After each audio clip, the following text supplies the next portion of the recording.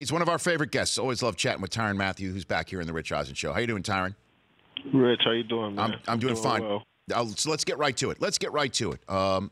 Did you steal that pass from Carlos Dansby to get the glory in overtime? Because that's what he says. I did, and I absolutely feel bad. Well, I don't feel bad about making a play for the team, but as you know, as well as I know, Los is one interception away from the 40-20 club as a linebacker, and I stole that one away from him. So hopefully he could bounce back and get number 20. Hopefully this week. So what was that conversation like between you and Carlos Dansby? The thing about it is, all off season long, we've been talking about him getting interception number 20.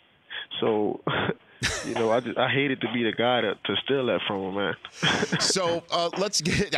I just thought that was a funny moment, and it just also reveals about moments between teammates, comrades, etc. about the personal glory when obviously the team matters first. What about this Cardinals team do you take away from these first 2 weeks, where it appeared to be a struggle on many fronts?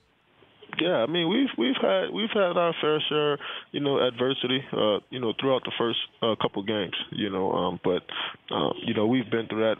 Obviously, last year was one of our tougher years, but we've always lost guys. We've had to replace guys.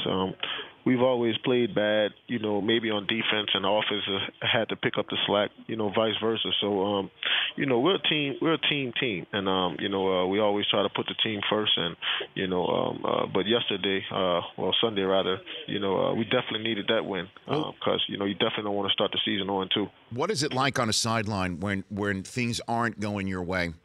And it appears that there's an 0-2 staring you right in the face, and you're going against a team that's not even starting their franchise quarterback, coming off of a dreadful season-opening loss of their own, and you're going to hear it if it doesn't go your way. What is that like on the sidelines, Tyrann? Well, it's very frustrating, but I think we got a good group of guys. Obviously, we got some great coaches.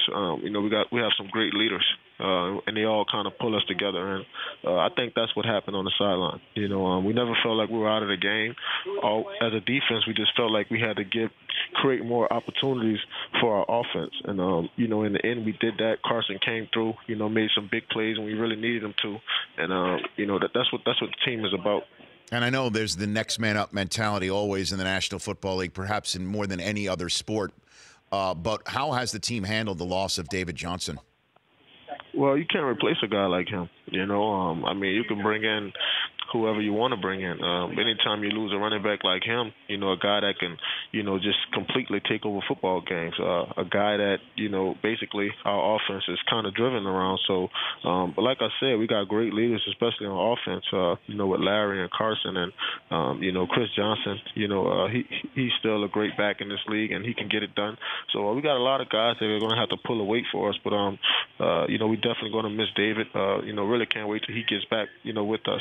Tyrann Mathieu, Cardinals safety, fresh off of an overtime interception that led to the game-winning field goal last week, joining me here prior to the Monday night game against the Cowboys.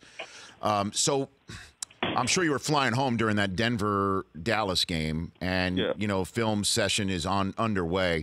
Man, did the Broncos defense put the bang thing on Dallas, and I'm wondering if they provided a blueprint for you guys.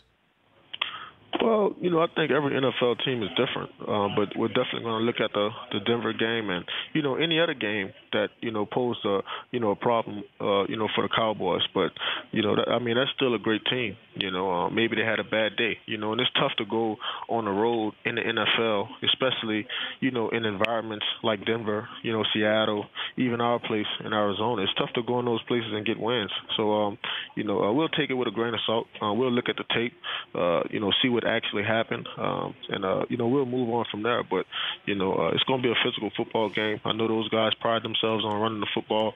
I know Zeke. He had less carries than he probably would want it to have. So I know they're going to feed him and get the ball to him. So we just have to be ready to tackle. As a defense, run to the football, and obviously, keep Dak Prescott, keep him contained. Well, what is it? What's the difference between facing a second-year player and I guess a 10-year player from your perspective, Tyrann, at the quarterback spot?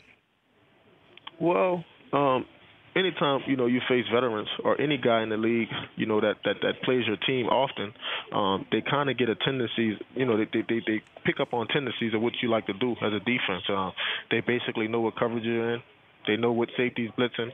They know who's the Mike linebacker. So it's a little bit harder for second-year players, anybody that doesn't see our defense often. But I know those guys are well coached. You can tell by the way those guys played last season that they're very well coached. So like I said, we don't put too much into it.